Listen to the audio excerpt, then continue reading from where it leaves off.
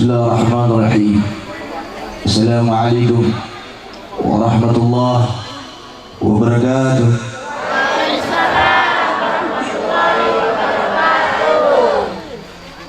Alhamdulillah. Alhamdulillahilladzi hadana bi abdi mukhtari man da'ana ilaihi bi idni wa qad nadana labbaika man dalana wa hadana hadanallah. Allahumma salli wa sallim ala sayyidina Muhammad miftah bab rahmatillah adada ma fi ilmillah salatan wa salaman daimin mudawami mulkillah wa ala alihi wa sahbihi wa man walah wa ba'd.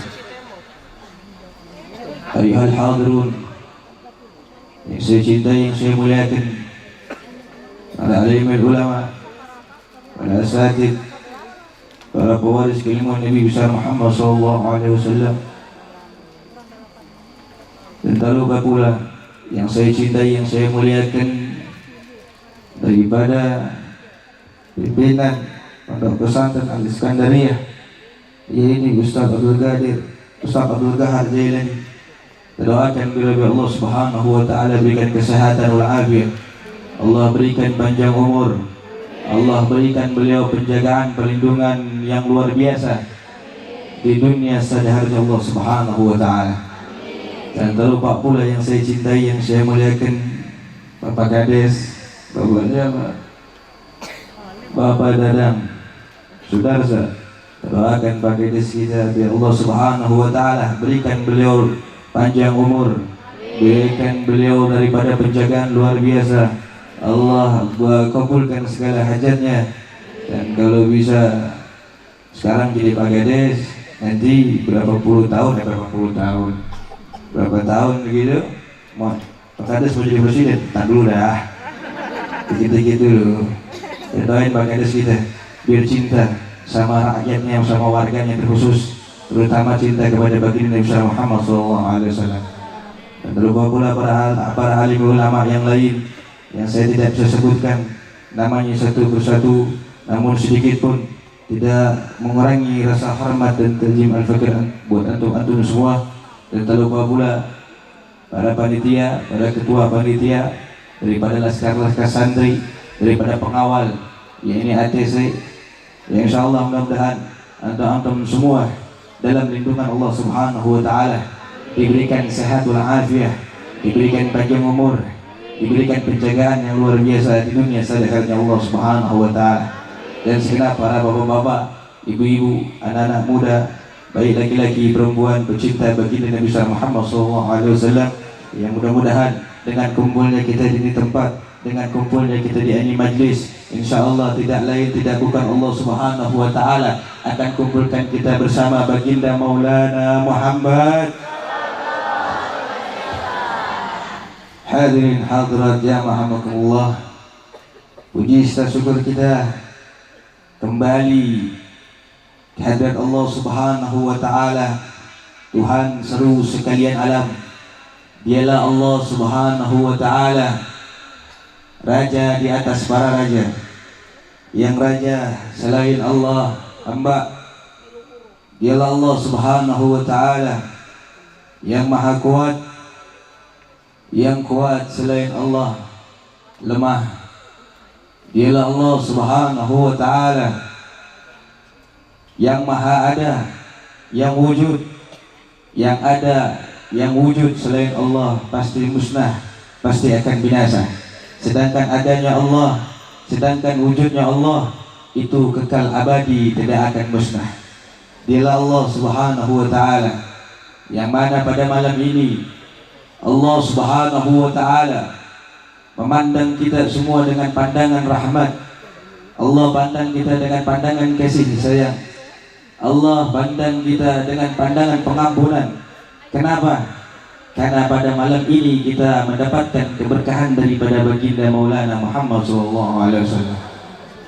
Allah Subhanahu wa taala menghapuskan daripada dosa-dosa kita dari awal langkahkan kaki kita dari rumah ke ini tempat. Allah Subhanahu wa taala hapuskan daripada dosa-dosa kita yang akan datang. Pulangnya kita dari ini majlis sampai ke rumah itu akan menjadikan sebab Allah Subhanahu wa taala akan hapuskan dosa-dosa kita yang lalu. Dan mudah-mudahan dengan kumpulnya kita di tempat, dengan kumpulnya kita di majlis, dengan mendapatkan keberkahan daripada baginda Muhammad sallallahu alaihi wasallam, Allah memandang kita dengan pandangan mulia sehingga langkah daripada kaki kita Allah langkahkan ke tempat-tempat yang baik. Terutama pada malam ini kita mendapatkan daripada keberkahan, selain daripada keberkahan baginda Muhammad sallallahu alaihi wasallam, kita berkumpul dengan para ulama, kita berkumpul dengan para pewaris keilmuan Nabi besar Muhammad sallallahu alaihi wasallam, karena mereka lah yang menyambung daripada kalam-kalamnya baginda besar Muhammad sallallahu alaihi wasallam.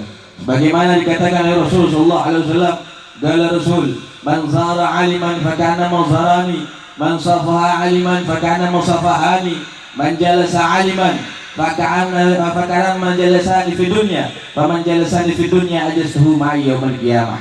Apa kata Rasulullah sallallahu alaihi wasallam?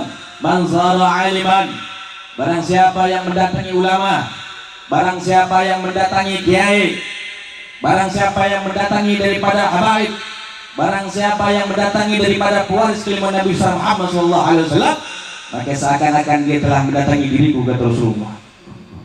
Man safaha aliman, barang siapa yang bermusafahah, mencium tangan-tangannya ulama, mencium tangan-tangannya kiai, mencium tangan-tangannya para habaib, mencium tangan-tangannya para pewaris keilmuan Nabi besar Muhammad,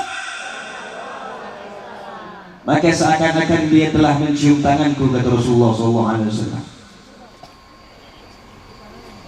Ada keutamaan daripada mencium tangan-tangannya seorang ulama, mencium tangannya daripada tangan pewaris keilmuan Nabi besar Muhammad. Dikisahkan di dalam kitab Tajul Arsh karangan Imam Al-Habib Ali bin Hasan Al-Attas. Di situ dijelaskan, di situ diceritakan bahwasannya dulu di India ada habaib yang bernama Al-Habib Muhammad Maula Tanggal Al-Attas. Al-Habib Muhammad Maula Tanggal Al-Attas, ya ini beliau habaib min ahli majadib atau habaib majdub. Majdub itu orang-orang yang hatinya dekat kepada Allah Subhanahu wa taala, yang mana saking cintanya kepada Allah, saking begitu besar kerinduannya kepada Allah, sampai-sampai dia kayak orang kehilangan akal. Jadi habaib majdub ini kayak orang gila, tapi bukan orang gila, karena begitu tergila-gilanya dia sama Allah, sampai-sampai dia kayak orang nggak punya akal. Ini namanya wali majdub. Al-Habib Muhammad Maula Tanggal Al-Attas ini di India itu tempat tinggalnya di dalam hutan, tidurnya di atas pohon. Itu pakainya cuma pakai sarung, cuma pakai baju kaos aja biasa. Nah, ketika itu pada masa itu dikisahkan dalam kitab ini daripada rakyat-rakyat Hindu masuk ke dalam hutan bertemu dengan Habib Muhammad Maula Tanggal Al-Attas. Ketika ini rakyat-rakyat Hindu masuk dalam hutan, masuk Hindu keluar Islam, masuk Hindu keluar Muslim, masuk Hindu keluar Muslim, terus begitu sampai-sampai terdengar daripada di kupingnya daripada Raja Hindu pada saat itu. Akhirnya ini Raja Hindu marah besar, sehingga ini Raja Hindu mencari tahu ini siapa yang dalam hutan yang masukin rakyat saya masuk ke dalam Muslim. Akhirnya dicari tahu, besoknya ini Raja Hindu masuk dalam hutan bertemu dengan Habib Muhammad Maula Tanggal Al-Attas. Ketika sampai dalam hutan dan bertemu Habib Muhammad Maula Tanggal Al-Attas, ini Raja Hindu bilang, wahai Habib, kalau Habib tidak berhenti masukin rakyat saya ke dalam Islam, maka saya akan musnahkan, maka saya akan hancurkan hutan rata dengan tanah. Apa kata Habib Muhammad Maula Tanggal Al-Attas? Silakan engkau hancurkan ini hutan. Saya ada Allah, karena saya berpegang teguh kepada Allah Subhanahu wa taala, maka saya tidak akan pernah takut apapun, halangan apapun rintangannya. Karena kalau saya berpegang teguh kepada Allah Subhanahu wa taala, sudah pasti Allah Subhanahu wa taala akan menolong diriku dan Allah Subhanahu wa taala akan menjaga diriku. Akhirnya keesokan harinya ini Raja Hindu datang bawa pasukan gajah yang begitu banyak ingin menghancurkan itu hutan. Ketika ini Raja Hindu masuk dengan pasukan gajah, Dengan izin Allah, Al-Habib Muhammad Maulana Al-Attas memerintahkan daripada nyamuk-nyamuk untuk melawan daripada pasukan gajah yang begitu banyak. Dengan begitu hebatnya, ini Habib Muhammad Maulana Al-Attas memerintahkan nyamuk. Ini nyamuk yang begitu diperintahkan oleh Habib Muhammad Maulana Al-Attas. Ini gajah yang begitu besar, itu kalah dengan pasukan nyamuk yang diperintahkan oleh Habib Muhammad Maulana Al-Attas. Kita garis bawahi, mana mungkin daripada nyamuk bisa mengalahkan gajah yang begitu besar? Bagaimana mungkin nyamuk kecil bisa mengalahkan pasukan gajah yang begitu banyak? Kita garis bawahi bahwasannya selemah apapun engkau, serendah apapun engkau, kalau engkau berlindung kepada Allah Subhanahu wa taala, kalau engkau mendekatkan diri kau kepada Allah Subhanahu wa taala, apapun halangannya, apapun rintangannya, walaupun engkau lemah, pasti Allah Subhanahu wa taala akan menolong dirimu. Makanya jangan pernah kita jauh daripada Allah Subhanahu wa taala. Akhirnya Habib Muhammad tanggal atas mendapatkan daripada pertolongan oleh Allah Subhanahu wa taala dengan diperintahkan ini nyamuk-nyamuk untuk mengalahkan daripada pasukan gajah yang begitu banyak. Akhirnya ketika ini pasukan gajah yang kalah dengan pasukan nyamuk, akhirnya ini Raja Hindu ketakutan, tobat dia, minta ampun sama Habib Muhammad Maulana Al-Attas. Besokannya dia bilang, Habib, saya janji, saya minta ampun, saya minta maaf karena saya berani ingin menghancurkan hutan. Saya janji, wahai Habib, bahwasanya setiap hari Jumat saya akan datang ketemuin Habib. Akhirnya singkat cerita terus, setiap hari Jumat ini Raja Hindu datang ke dalam hutan ketemu dengan Habib Muhammad Maulana Al-Attas, bawain buah. Setiap hari Jumat bawain buah, bawain makanan buat Habib Muhammad Maulana Al-Attas. Singkat cerita, ini Raja Hindu meninggal. Ini Raja Hindu mati. Kalau orang Hindu itu mayatnya pasti dibakar. Ini Raja Hindu ketika sudah mati, ketika sudah meninggal ini ketika jasadnya ingin dibakar, semua tubuhnya terbakar hangus dengan debu, tersisa tinggal tangan dan bibirnya tidak bisa terbakar. Sudah dibakar lagi, nggak bisa kebakar. Dibakar lagi berkali-kali, nggak bisa kebakar, tetap masih utuh tangan dan bibirnya. Ini keluarganya heran, ini keluarganya bingung.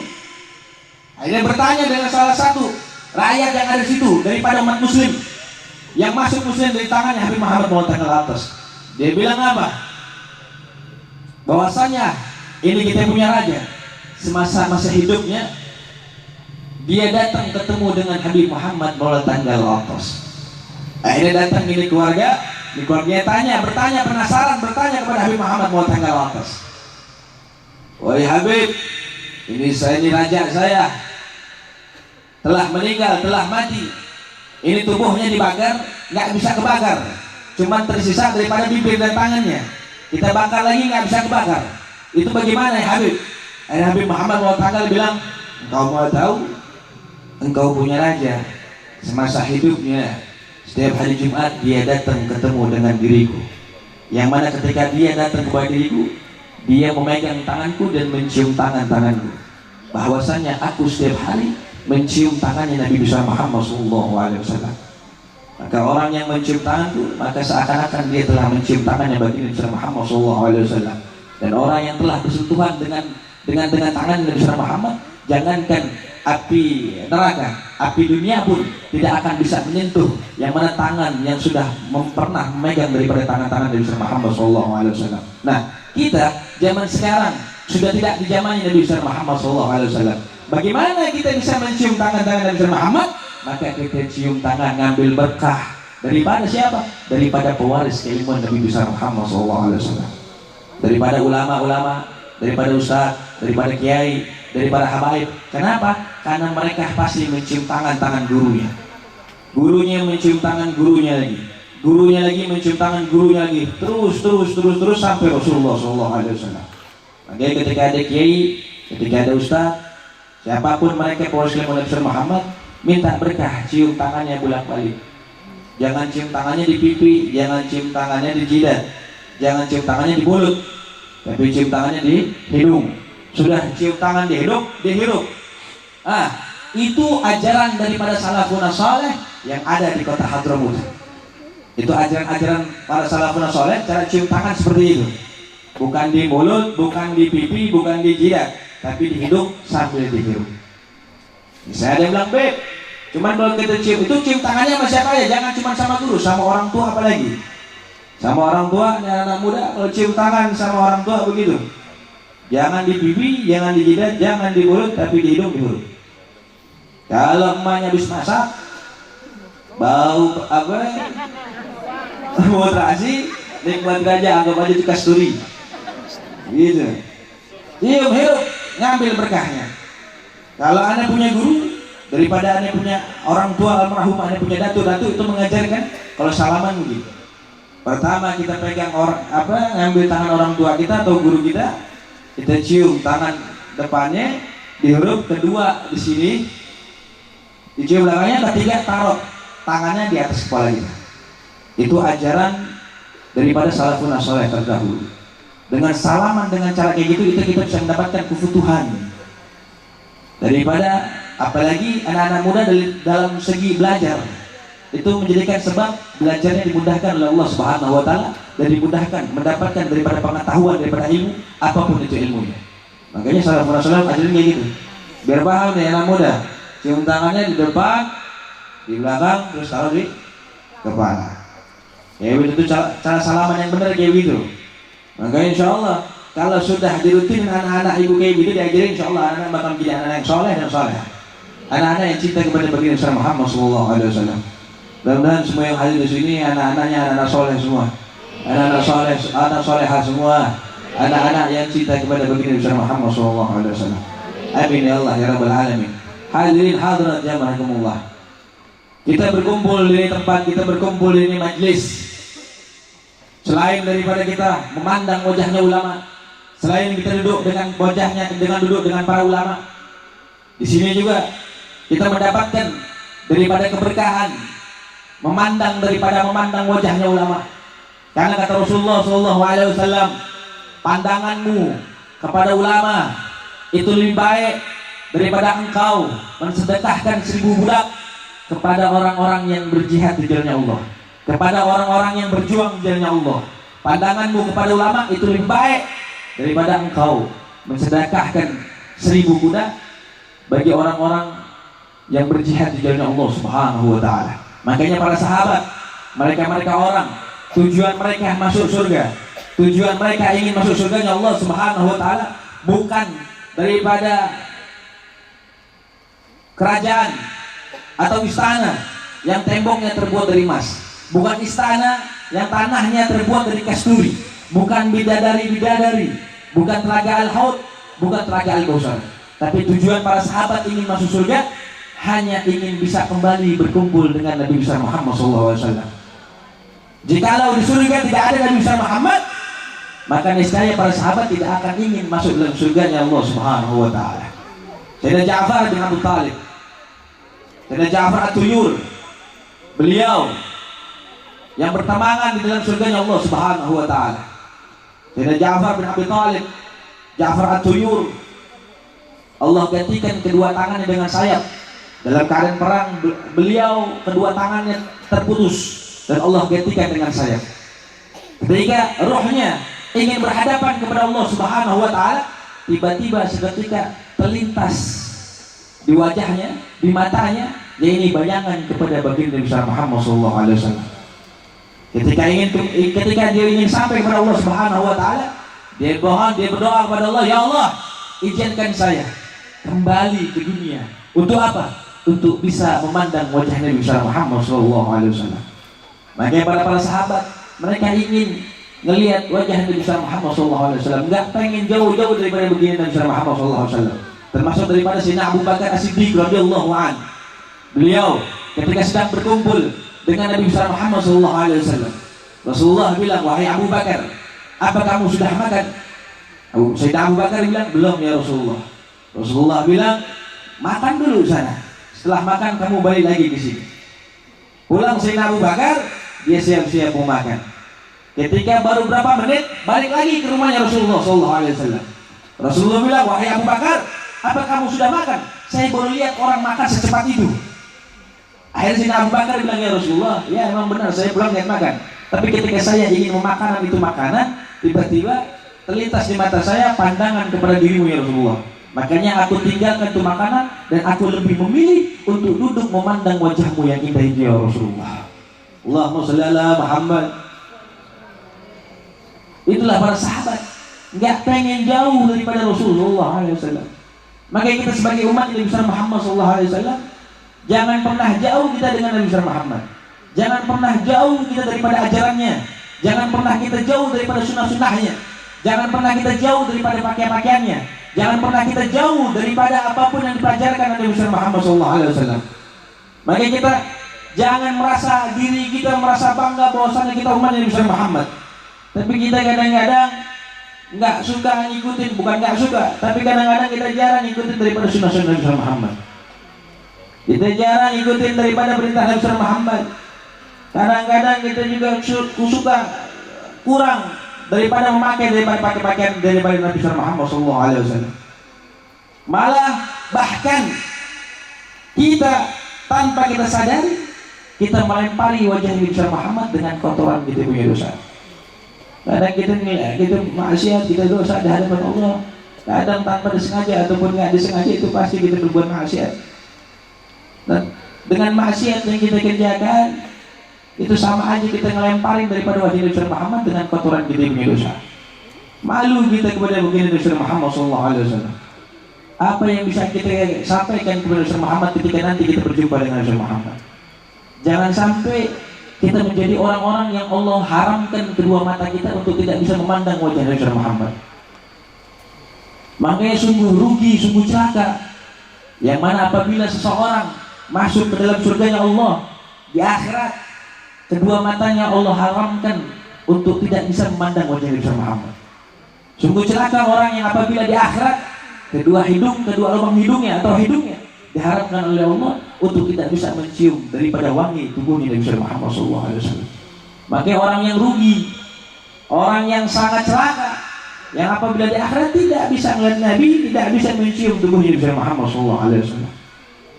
Karena hakikatnya, kalau orang yang beruntung, orang yang bahagia ketika dia masuk surga, bukan semata-mata dia membawa amal soleh, membawa amal zakat, membawa amal haji, membawa amal ibadah.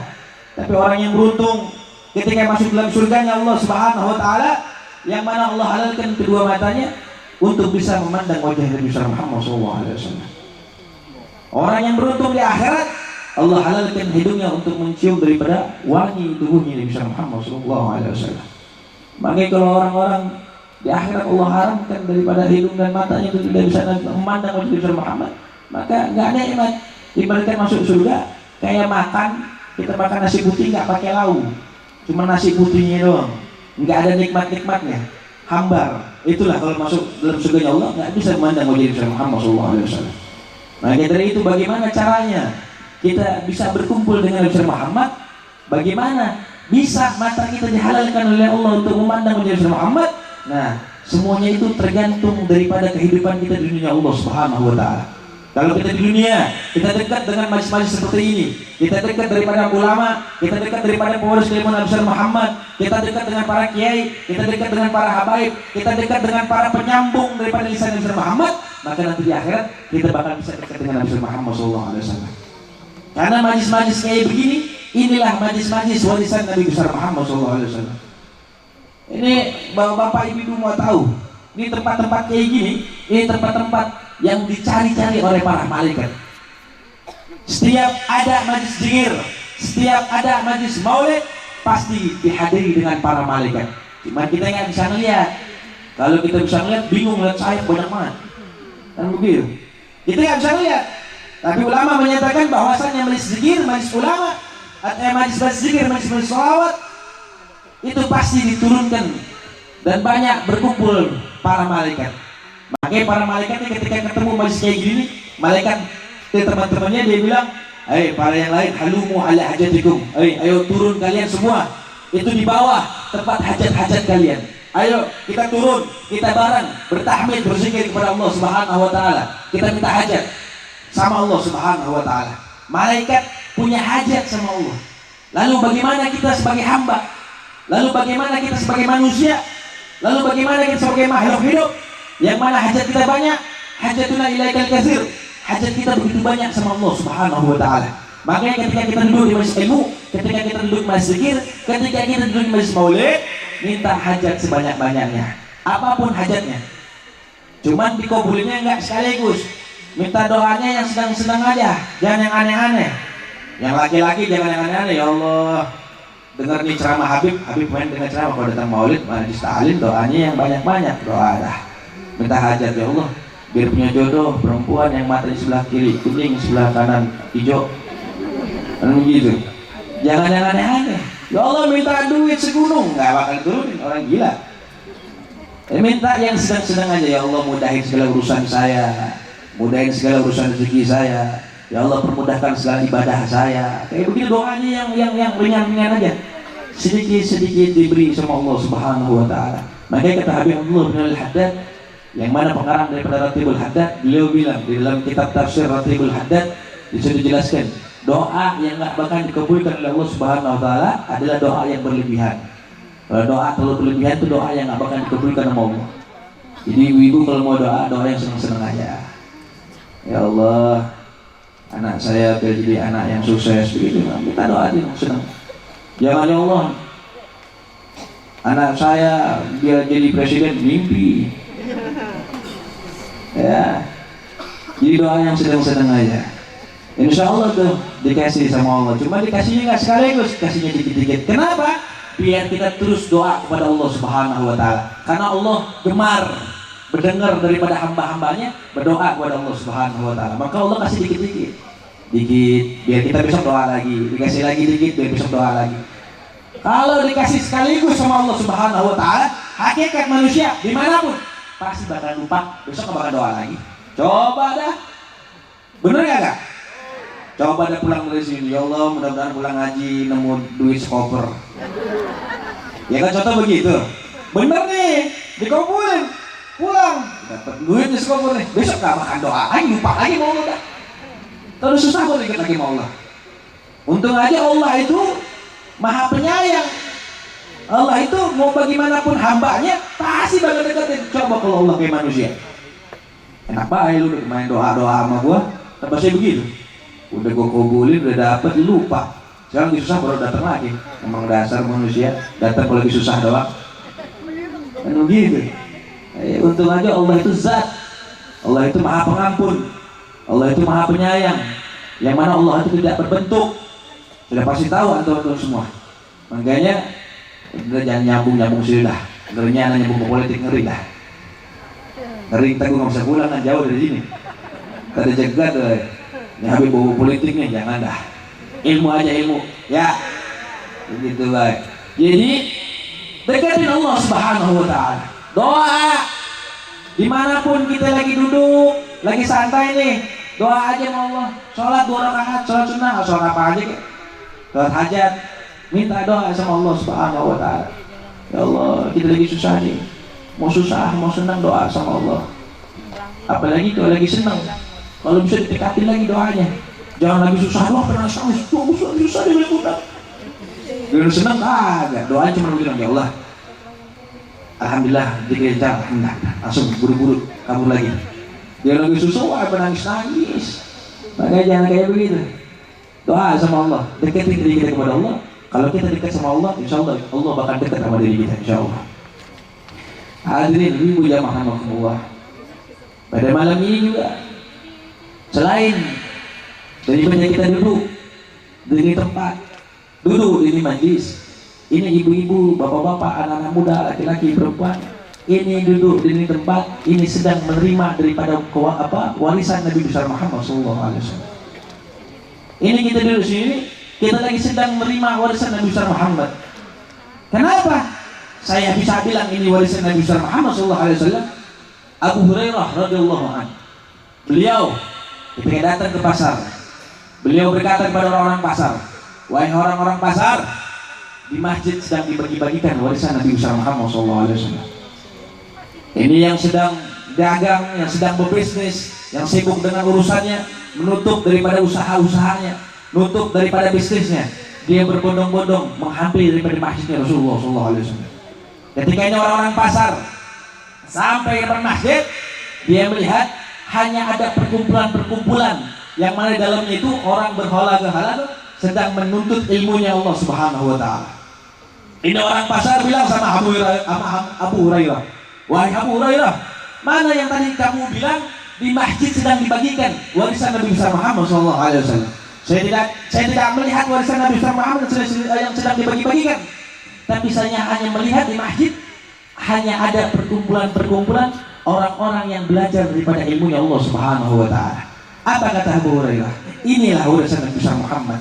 Karena Rasulullah sallallahu alaihi wasallam, karena Nabi besar Muhammad yang mana beliau wafat tidak mewariskan uang, tidak mewariskan permata, tidak mewariskan intan berlian. Apa warisan Nabi besar Muhammad sallallahu alaihi wasallam? Warisan Nabi besar Muhammad sallallahu alaihi wasallam amal, wara, khauf, ikhlas, istiqamah, sabar, dan yang lain-lain. Itulah daripada warisan Nabi besar Muhammad sallallahu alaihi wasallam. Sehingga kita duduk di ini majlis, kita duduk di tempat ini, kita sedang menerima warisan daripada baginda besar Muhammad sallallahu alaihi wasallam. Maka warisan mana yang lebih mulia, warisan mana yang lebih agung selain daripada warisan Nabi besar Muhammad sallallahu alaihi wasallam? Makanya kita bersyukur, kita beruntung kepada Allah Subhanahu wa taala, kita bersyukur kepada Allah. Allah masih melangkahkan kedua kaki kita, Allah masih berikan kita kesehatan untuk bisa melangkahkan kaki kita untuk duduk di majlis kayak begini. Untuk mau duduk di majlis maulid, duduk di majlis zikir, duduk di majlis selawat, yang mana masih banyak di luar sana orang-orang yang hatinya belum Allah gerakkan, belum Allah berikan hidayah untuk duduk di majlis ilmunya Allah Subhanahu wa taala.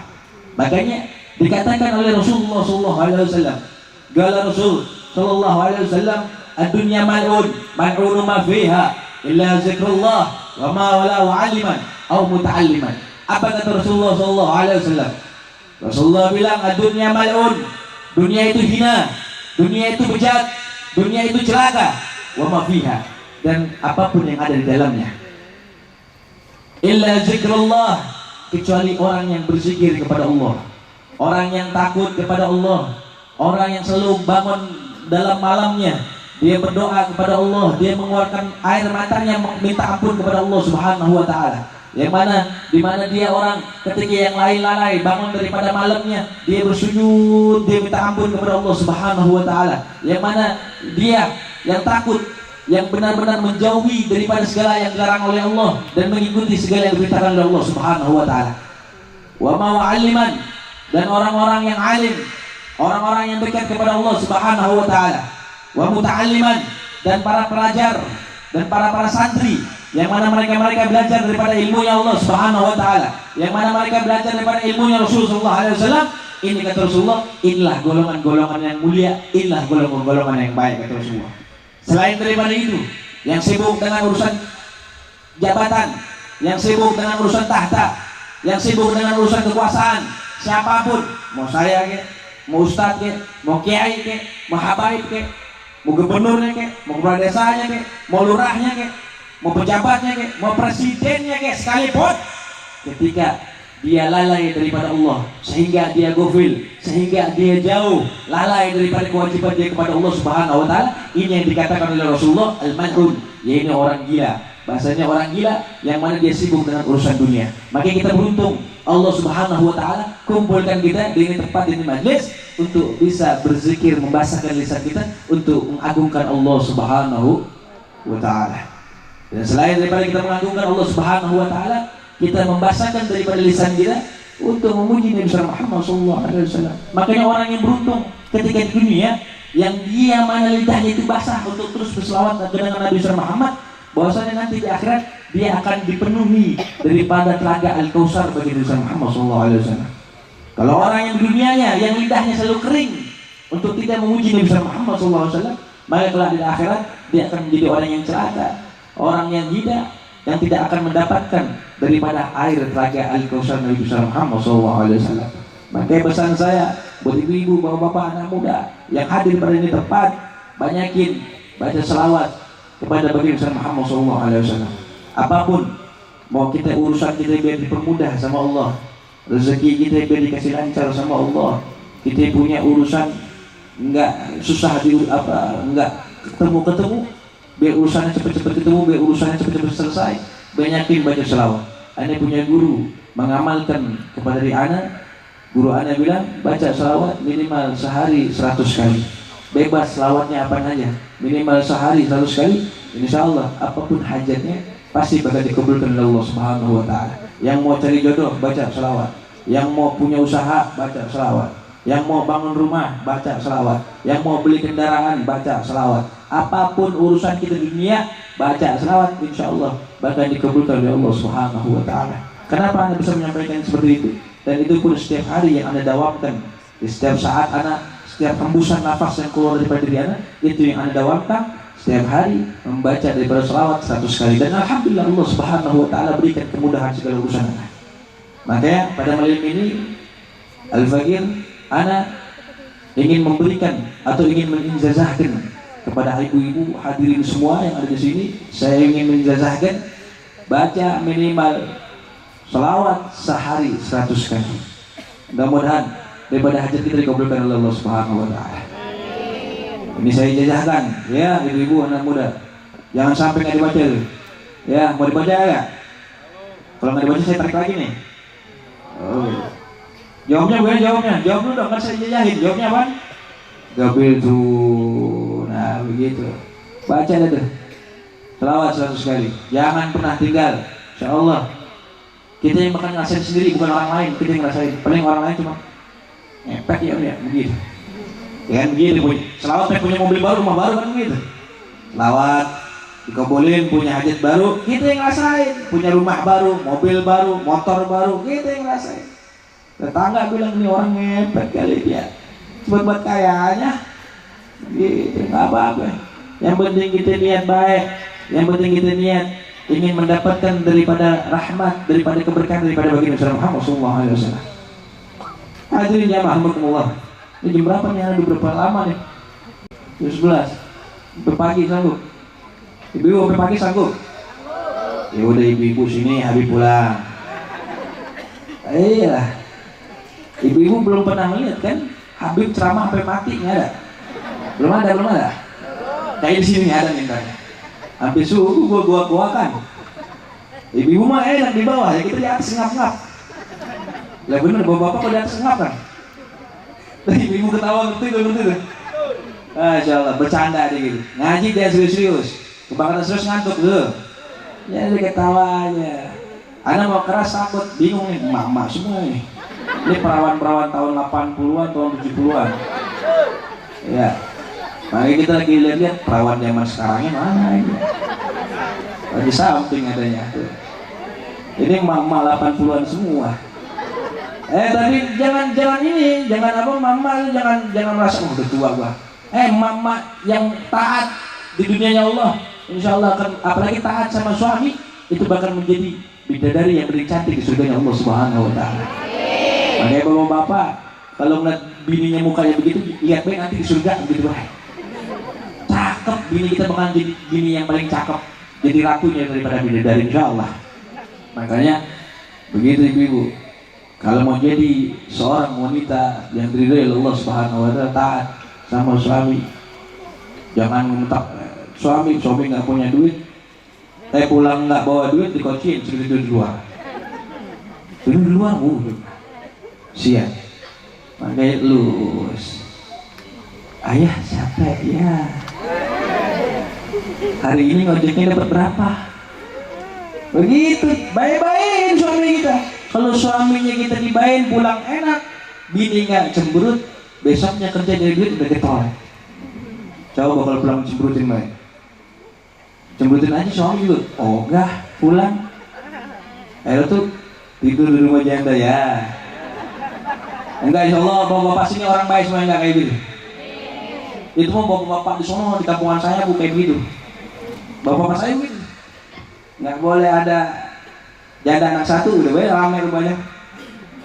Insya Allah di sini mah enggak, insya Allah orang baik semua, insya Allah. Orang-orang taat sama Rasulullah, orang yang ikuti daripada sunnah-sunnahnya Rasulullah, orang-orang yang selalu mengikuti daripada ajarannya Rasulullah SAW. Amin ya Allah ya Rabbal. Maka dari itu bapak-bapak ya, kalau bininya ngomel, suplin baik duit 2.000 aja cukup. Jangan banyak-banyak. 2.000 aja. Makanya seorang istri harus bisa memahami daripada kinerja daripada seorang suami. Makanya Rasulullah SAW dalam asar dijelaskan bahwa Rasulullah berkata kepada Sayyidah Fatimah radhiyallahu anha, beliau bilang, wahai Fatimah, nanti akan ada seorang wanita di akhirat yang akan menarik daripada kendaraanmu. Akhirnya Sayyidah Fatimah bilang, siapa ya Rasulullah? Coba kamu cek rumahnya, dia yang mana dia punya amalan, yang mana amalan tersebut itu yang dicintai dan diridhoi oleh Allah Subhanahu wa taala. Akhirnya datang ini Sayyidah Fatimah ke rumah ini perempuan. Ketika dia datang ke rumah ini perempuan, dia membawa daripada Sayyidina Hasan. Dibawa Sayyidina Hasan, ketika dia ketok, ini rumahnya seorang perempuan ini, seorang wanita tersebut. Assalamualaikum, disebut waalaikumsalam. Siapa di luar? Ana Fatimah. Dengan siapa kamu di luar? Dengan anak saya ini Hasan. Akhirnya ini seorang perempuan ini tersebut bilang, tidak boleh masuk wahai Fatimah kecuali engkau sendiri dan tidak membawa orang lagi. Akhirnya dia pulang lagi. Kebesokan lagi Sayyidah Fatimah datang lagi ke rumah ini perempuan, bawa daripada Sayyidina Husain. Sampai rumahnya lagi dia bilang, assalamualaikum, waalaikumsalam. Dijawab lagi, itu siapa? Saya Fatimah, boleh saya masuk? Ditanya lagi, dengan siapa kau datang? Dengan Husain. Dia bilang, pulanglah engkau. Kalau engkau sendiri boleh masuk. Akhirnya pulang lagi Sayyidah Fatimah. Keesokan harinya Sayyidah Fatimah datang dengan seorang diri, datang ke rumah ini perempuan. Ketika dia masuk, dia heran, dia bingung. Ketika dia masuk ke rumah ini perempuan bukan ahli ibadah, orang biasa aja, bukan ahli ibadah, bukan daripada golongan orang yang ahli zikir, bukan ini perempuan. Cuma Sayyidah Fatimah bilang, kata Rasulullah, ini perempuan nanti di akhirat dia bakal ngedorong bakal narik daripada kendaraan saya di akhiratnya Allah. Ini orangnya kok biasa-biasa aja, bukan ahli ibadah. Akhirnya dari Sayyidah Fatimah masuk ke rumah, Sayyidah Fatimah melihat di situ ada gunting, ada ada pecut, sama ada taplak meja. Di rumahnya itu, di temboknya itu ada taplak meja, ada gunting, ada cambuk. Ini heran nih. Sayyidatuna Fatimah, dia bingung, di rumahnya itu nggak ada apa-apa, tapi cuma ada taplak, gunting, sama pecut. Tanya nih Sayyidah Fatimah, baik Fulana, saya ingin bertanya, ini apa maksudnya engkau taruh di taplak meja, engkau taruh ini daripada gunting, engkau taruh ini daripada pecut yang ada di tembok ini. Ini orang wanita tersebut dia bilang, wahai Sayyidah Fatimah, ini kamu lihat itu ada taplak meja, itu taplak meja saya gunakan, atau bukan tapak meja tapi lap, kayak selampe begitu. Kamu mau tahu, ini selampe, ini lap saya gunakan ketika suami saya pulang ke rumah saya, ketika dia pulang daripada kerjaannya dia di luar, ketika dia pulang saya basuhi atau saya lap daripada keringatnya dia yang berada daripada wajahnya dia. Ketika dia pulang saya lapin, ini sampai saya gunakan buat ngelap daripada wajahnya daripada suami saya. Lalu dia bilang lagi, dan kamu mau tahu itu keduanya? Yang kedua, saya taruh pecut. Kenapa kau taruh pecut di rumahmu? Dibilang kan, wahai Sayyidah Fatimah, ini saya taruh pecut. Kalau suami saya di rumah, saya sediakan makan. Setelah suami saya makan, saya berikan ini pecut kepada suami saya. Lalu saya bilang, wahai suamiku, kalau makanan yang aku sajikan tidak ada enaknya di mulutmu, kalau ini saya sajikan makanan tidak nikmat di mulutmu, maka saya ridha, maka saya ikhlas engkau memecut saya wahai suamiku. Lihat, coba ibu sekarang boro-boro begitu. Ya, ibu sekarang ya kan, bagaimana Pak? Enak nggak? Bapak mau dibilang nggak enak, emaknya mau ketilak gini kan gitu. Makan lu, habis lu. Kalau nggak mau makan dipaksa disuruh makan lu. Makan cepetan. gua udah capek masak-masak, kan begitu. Nah, ini lihat para orang-orang soleh terdahulu kayak begini. Akhirnya daripada sampai, daripada dipecut, daripada gunting, ditanya lagi ini gunting buat apa? Dia bilang, wahai Sayyidah Fatimah, ini gunting ketika semalam dalam keadaan mau tidur, saya selalu bilang sama suami saya, wahai suamiku, kalau ada daripada perkataanku atau ada daripada lisanku, daripada perkataanku kepada dirimu yang membuat sakit daripada hatiku, maka sanya bahwasanya aku rela, aku ikhlas engkau menggunting daripada lidahku. Lihat tuh, coba dia masyarakat ada begitu? Ada. Kalau ada mimpi. Nah, insya Allah dikit-dikit pelan-pelan insya Allah bisa pasti. Nggak ada yang nggak bisa insya Allah. Itu buat ibu-ibu nih, ini bapak-bapak menang ya, ntar lu bapak-bapak juga ada kebagian loh sih. Makanya buat ibu-ibu dalam kitab Al-Qirtos itu dijelaskan, karangan Imam Habib Ali bin Hasan Al-Attas, dijelaskan bagaimana caranya ingin menjadi daripada seorang wanita yang salehah atau istri yang salehah. Menjadi istri yang salehah, kata Imam Habib Ali bin Hasan Al-Attas, tu'inul mu'minan alal imani, yang mana menyempurnakan keimanan suaminya dengan keimanannya sendiri. Itu cara ingin menjadi seorang istri yang salehah, menyempurnakan keimanan suaminya dengan keimanannya sendiri. Contohnya kayak gimana, Bu? Contohnya kalau dalam waktu ibadah, dalam waktu-waktu yang baik, kalau suami lagi lupa atau lagi lalai, ya seorang istri ingetin, Pak, ayo ibadah, Pak, ayo ini baik Pak, ini gitu. Ingetin. Itu dimaksud daripada menyempurnakan keiman daripada suami dengan keimanannya sendiri. Nah, kalau ada daripada seorang istri seperti itu dikatakan dalam kitab tersebut bahwasanya istri tersebut lebih agung dibandingkan dengan urusan dunia, lebih agung, lebih mulia daripada intan permata berlian. Nggak ada apa-apanya tuh.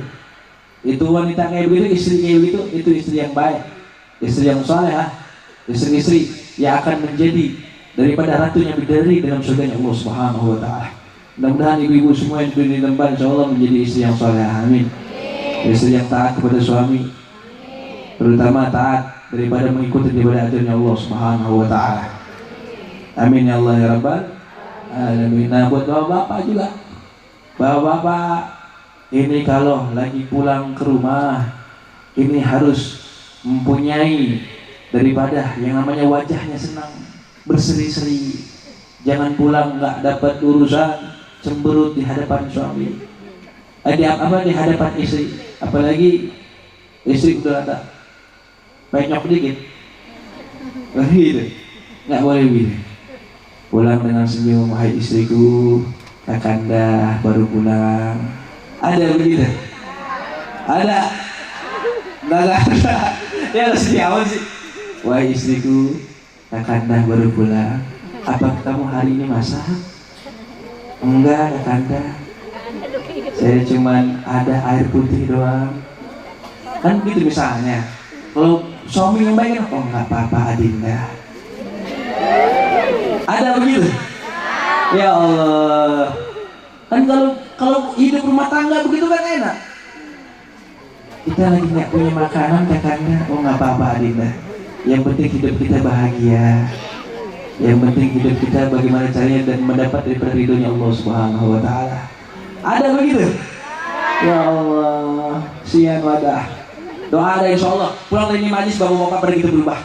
Maka ibu jangan aneh, ntar pulang dari ngaji nih, Adinda. Iya. Ayo kita ibadah. Jangan aneh. Kali bapak-bapak pulang dari mari hatinya digedor oleh Allah Subhanahu wa taala. Yang tadinya nggak romantis jadi romantis.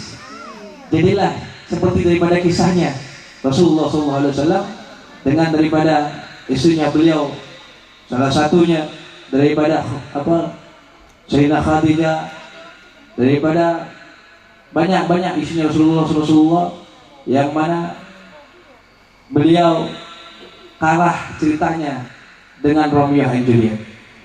Jadi kita ikutin rumah tangga kita sebagaimana rumah tangganya Rasulullah SAW.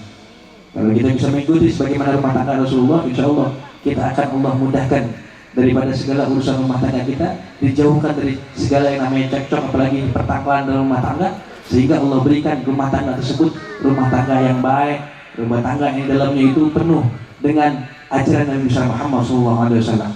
Mudah-mudahan ini bapak-bapak dan ibu-ibu insyaallah menjadi keluarga yang baik, keluarga yang diridhoi oleh Allah Subhanahu wa taala.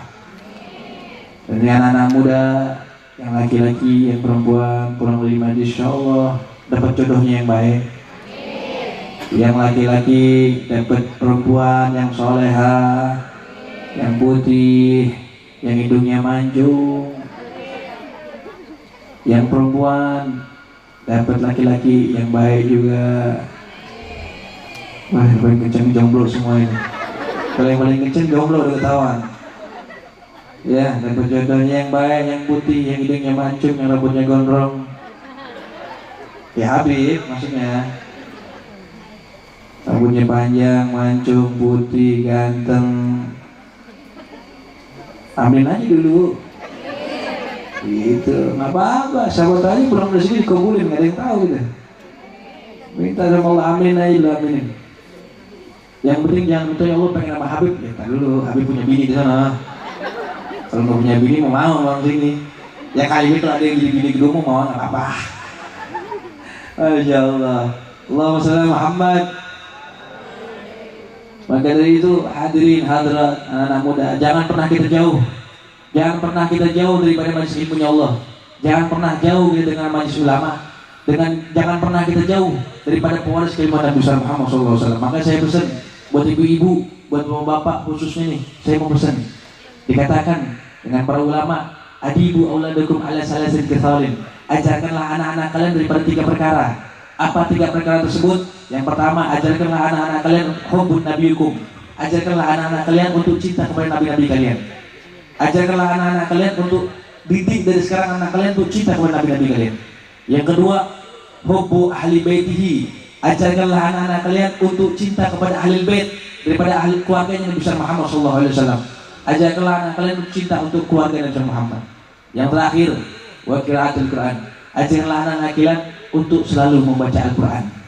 Makanya kata Rasulullah SAW, Rasulullah ketika berkumpul dengan para sahabat, Rasulullah bilang dengan para sahabat, wahai sahabat, akan aku tinggalkan 2 perkara kepada kalian.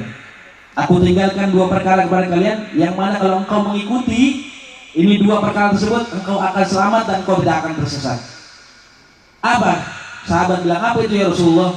Rasulullah bilang, Al-Quran wa ahli baiti. Ya ini Al-Quran dan cucu-cucuku, kata Rasulullah SAW. Siapa? Para habaib. Mereka-mereka orang yang mana Al-Quran dan cucu-cucunya Rasulullah, kalau engkau mengikuti dari keduanya, engkau akan selamat dan engkau tidak akan tersesat, kata Rasulullah SAW. Makanya kalau anak-anak ibu diajarkan daripada mengenal daripada nabi-nabi untuk cinta kepada ahlul bait cucunya Rasulullah, untuk cinta untuk selalu membaca Al-Quran, insya Allah anak ibu bakal menjadi anak yang soleh dan solehah, yang mana dicintai oleh baginda Muhammad SAW, dan kelak besar akan menjadi orang yang akan dicintai oleh Allah Subhanahu Wa Taala, dan terutama dicintai oleh baginda Muhammad SAW. Kita jangan melihat daripada hidup kita di dunia, karena kenikmatan yang bakal kita dapat nanti bukan di dunia, tapi di akhiratnya Allah Subhanahu Wa Taala. Karena kenapa? Karena hakikatnya kita hidup di dunia ini hanya sesaat. Dunia sah, dunia itu cuma sesaat. Hidupnya kita kekal abadi di akhiratnya Allah Subhanahu Wa Taala. Kenikmatan yang Allah beri di dunia, kekuasaan yang Allah berikan di dunia, itu sifatnya sementara. Ketika Allah udah panggil diri kita, semua yang kita punya di dunia itu ditinggalin. Kullu nafsin za'iqatul maut, setiap yang hidup pasti akan menemukan kematian. Siapapun, mau yang tua, mau yang muda, mau yang jelek, mau yang ganteng, siapapun ketika mati itu datang pasti dia bakal mati. Makanya hidup kita ini di dunia hanya sementara. Makanya jangan pernah kita bangga dengan kekuasaan yang kita punya. Jangan pernah kita bangga dengan kedudukan yang kita punya. Jangan pernah bangga dengan tahta yang kita miliki. Jangan pernah bangga dengan harta yang kita miliki. Jangan pernah bangga dengan sesuatu kehebatan yang kita miliki. Karena sesungguhnya di dunia Allah Subhanahu Wa Taala, yang kita miliki hanya titipan daripada Allah Subhanahu Wa Taala. Yang kita miliki di dunia Allah itu sifatnya hanya sementara, yang cuma kita bawa nanti di akhiratnya Allah hanya apa? Hanya amal. hanya amal yang kita bawa di hadapan Allah Subhanahu wa Ta'ala. Kalau kita terlena dengan urusan jabatan, dengan urusan tahta, dengan urusan kekuasaan, dengan urusan harta, dengan urusan daripada segala gemerlap-gemerlap yang ada di dunia Allah Subhanahu wa Ta'ala, ketika nanti Allah panggil ruh kita, bakal kita mau bertanya bakal kita mau jawab apa kepada Allah Subhanahu wa Ta'ala. Ketika Allah bertanya kepada diri kita, setiap pertanyaan pasti ada jawaban. Ketika kita nanti ketemu dengan Allah, Allah bertanya sama kita, hai hamba, apa kerjaanmu selama engkau hidup di dunia Allah Subhanahu wa Ta'ala. Ketika Allah bertanya seperti itu kepada diri kita, apa yang mau kita jawab? Ya Allah, saya di dunia, saya gila kekuasaan. Ya Allah, saya di dunia, saya gila dengan harta. Ya Allah, saya di dunia. Masa kita mau jawab kayak gitu? Yang ada nggak pakai banyak panjang lebar, pasti bakal kita jebloskan ke dalam neraka Allah Subhanahu wa Ta'ala. Karena hakikatnya kita ingin masuk dalam akhiratnya Allah, kita meninggal, kita wafat, Allah panggil nyawa kita, Allah panggil kita cuma pengen masuk dalam surganya Allah Subhanahu wa Ta'ala, apalagi bisa berkumpul dengan Nabi Muhammad SAW. Makanya kita harus, daripada yang namanya kita hidup di dunia Allah, harus banyak-banyak istighfar, harus banyak dekatkan daripada hati kita kepada Allah, deketin diri kita kepada Allah. Orang yang selalu mendekatkan hatinya kepada Allah, orang yang selalu mendekatkan dirinya kepada Allah, insya Allah Allah Subhanahu wa Ta'ala bakal mendekat dengan dirinya. Allah akan memudahkan segala urusannya. Jangan pernah takut. Kita hidup di dunia Allah tuh maha melihat, Allah maha mengetahui. Jangan pernah kita takut hidup di dunia Allah Subhanahu wa Ta'ala. Kalau kita bisa dekat dengan Allah, insya Allah Allah bakal nolongin kita. Jangan pernah takut. Makanya ulama bilang, jangan pernah bergantung dengan manusia. Bergantunglah engkau kepada siapa? Kepada Allah Subhanahu wa Ta'ala. Kalau engkau sudah bergantung kepada Allah, insya Allah Allah akan berikan daripada segala sesuatu yang kita inginkan di dunia dan di akhiratnya Allah Subhanahu wa Ta'ala. Mudah-mudahan kita semua yang duduk di tempat, Allah Subhanahu wa Ta'ala berikan kita kemudahan dengan urusan kita yang ada di dunia maupun di akhirat. Mudah-mudahan semuanya dimudahkan oleh Allah Subhanahu wa Ta'ala. Amin ya Allah ya Rabbal Alamin. Berapa lama berjumlah ini surat ini? Air putih lagi nggak ada yang berwarna apa nih? Di 11 ini Ustaz Abdul Qahar sampai jam berapa biasanya? Ikutin aja Ustaz, ngikutin mulu kerjanya. Sedikit terakhir 7:12 dulu. Terakhir, mohon maaf, nanti setelah tutup mungkin anak ngobrol dulu sebentar di sana dulu. Anak mau langsung pulang lagi ke Depok karena anak harus mengejar waktu, karena pagi anak harus ada acara. Pagi di Depok itu anak ada acara, harus mengejar sampai ke sana harus pagi, sampai siang istirahat, malamnya ada acara lagi dari daerah Jakarta. Dan datangnya anak ke sini pun kemarin itu anak setelah acara, ini anak belum pulang ke rumah. Bu, belum melihat istri belum. Makanya kesian istri saya nggak ngeliat muka saya. Jadi mau berangkat saya kemarin, saya malamnya itu ada ceramah. Setelah ceramah saya turun panggung langsung naik mobil berangkat ke sini. Jadi nggak pakai pamit lagi sama istri. Lewat WhatsApp doang, telepon, doain suamimu biar pulang dapat berkat banyak, bawa beras sama kambing. Gitu. Bercanda saja, jangan pikirin. Ya kalau ada pikirin. Masya Allah. Jadi doain Bu biar sehat walafiat. Biar terus saya bisa menyampaikan daripada kalian Nabi Muhammad SAW. Terakhir pesan saya buat para hadirin jamaah, khususnya anak-anak muda, khususnya anak-anak santri. Jadilah kalian santri-santri yang diridhoi oleh Allah Subhanahu wa Ta'ala. Santri-santri yang dicintai oleh baginda Nabi Muhammad SAW. Jadilah kalian santri-santri yang mana mengikuti daripada perintah-perintahnya Allah, yang mengikuti daripada ajaran Nabi Muhammad SAW. Jadi kalian seorang santri yang mana menjadilah kalian ketika yang hak kalian sampaikan hak, yang batil kalian sampaikan batil, walaupun kalian harus yang namanya dihina, dicimaki, apapun itu halangannya di tangannya. Jadi kalian seorang santri yang taat untuk terus mengikuti daripada ajaran Nabi Muhammad SAW. Jadilah kalian seorang santri yang mana santri yang mendapatkan daripada ridhonya Allah, yang mendapatkan daripada ridhonya Rasulullah SAW. Terakhir, jangan pernah jauh daripada ulama, jangan pernah jauh daripada kiai, jangan pernah jauh daripada guru-guru, ustaz-ustaz. Makanya ada di sana Ana punya murid, ana selalu didik mereka orang, mengajarkan mereka orang adab terlebih utama. Makanya ana menyampaikan kepada murid ana, al-adab qablal ilim, al-adab fahuwal ilim. Adab itu sebelumnya ilmu, adab itu di atasnya ilmu. Jadi terutama kita harus memiliki daripada adab dan akhlak terhadap guru kita. Ilmu yang kita bisa dapatkan kepada diri kita itu tergantung daripada adab akhlak kita terhadap guru. Kalau kita nggak punya adab akhlak sama guru, maka kita mau sampai kapanpun kita belajar, kita nggak bakal dapatkan ilmu yang manfaat. Makanya sebelum ngajarkan murid-murid anak bilang jangan dulu makan sebelum anak makan. Makanya murid-murid yang di sana itu kalau anak Habib nggak makan, mereka nggak makan. Habib nggak makan sampai malam, mereka nggak makan sampai malam. Karena Habib mengajarkan seperti itu. Itulah hakikat adab dan akhlak. Kayak begitu para sahabat kayak begitu, ngikutin Rasulullah SAW. Rasulullah belum mulai duluan, para sahabat nggak bakal berani mulai duluan. Anak selalu mengajarkan seperti itu. Sehingga kenapa? Sehingga mereka bisa mendapatkan kebutuhan, mendapatkan keberkahan daripada seorang guru. Makanya anak wasiatnya pada saat itu kayak begitu.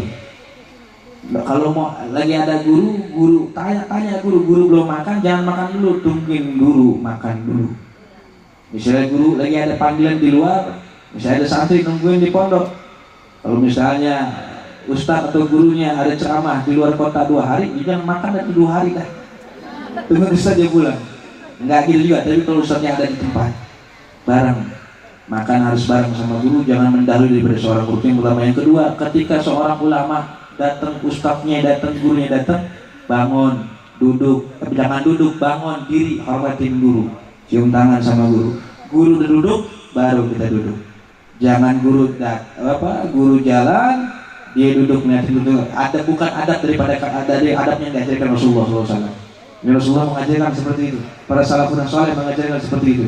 Ketika ada orang alim, ketika ada orang para pewaris Nabi Muhammad lagi lewat, lagi jalan, bangun, diri, hormatin. Karena mereka adalah penyambung daripada kalamnya Nabi Muhammad SAW. Karena mereka orang-orang yang selalu dekat kepada Allah dan Allah dekat kepadanya. Yang mana mereka orang yang selalu rindu kepada Allah dan Allah rindu kepada dirinya. Mudah-mudahan ini santri-santri yang ada di sini, ini perempuan-perempuan, remaja-remaja, semua laki-laki menjadi santri yang istiqomah, yang taat sama Allah, yang taat sama Rasulullah, yang semangat untuk duduk di majelis ilmu, semangat untuk belajar, semangat untuk mencari daripada ridhonya Allah, daripada mencari agamanya Allah, mencari daripada ajaran Nabi Muhammad SAW. Dan segenap para ibu-ibu, bapak-bapak, mudah-mudahan bapak-bapak, ibu-ibu, Allah Subhanahu Wa Taala lancarkan segala urusannya, Allah kabulkan segala hajatnya. Yang pulang dari ini tempat yang hajatnya mungkin belum dikabulin, pulang dari ini majelis insyaallah mudah-mudahan dikabulin insyaallah. Yang atau keluarganya yang keadaan kurang sehat ataupun pada malam ini kurang sehat juga, biar pulang dari majelis penyakitnya diangkat oleh Allah Subhanahu Wa Taala. Yang pengen punya pengen punya kerjaan atau kerjaan yang lagi dikasih ujian sama Allah, biar semua dikasih lancar sama Allah Subhanahu Wa Taala. Ini juga doain Pak Kades kita biar naik pangkat lagi. Mau naik pangkat lagi Pak Kades, naik pangkat lagi. Doain biar selalu dalam lindungan Allah Subhanahu Wa Taala, dalam lindungan daripada baginda Nabi Muhammad SAW, sehingga langkah-langkahnya selalu dipantau, dilihat dan diberikan kenikmatan, keberkahan daripada baginda Maulana Muhammad SAW. Rabbi fanfa'na bi barakatihim wa ahlina al-husna bi rahmatihim wa amilna fi tariqatihim wal muhafati min al-fitani. Rabbi fanfa'na bi barakatihim wa ahlina al-husna bi rahmatihim wa amilna fi tariqatihim wal muhafati min al-fitani. Wa sallallahu ala sayyidina Muhammadin wa ala alihi wa sahbihi wasallam bi fadli subhanahu wa salamu ala mursalin walhamdulillahi rabbil alamin. Mungkin itu yang bisa saya sampaikan. Kurang lebih saya mohon maaf apabila ada salah-salah kata. Kesalahan hanya milik Al-Faqir, kebenaran hanya milik Allah Subhanahu Wa Taala. Tapi kalau ada perkataan Habib yang benar, itu pun juga datangnya dari Allah Subhanahu Wa Taala. Habib hanya manusia biasa, banyak khilaf, banyak salah. Jadi mohon dibuka pintu maaf yang sebesar-besarnya. Wassalamualaikum warahmatullahi wabarakatuh.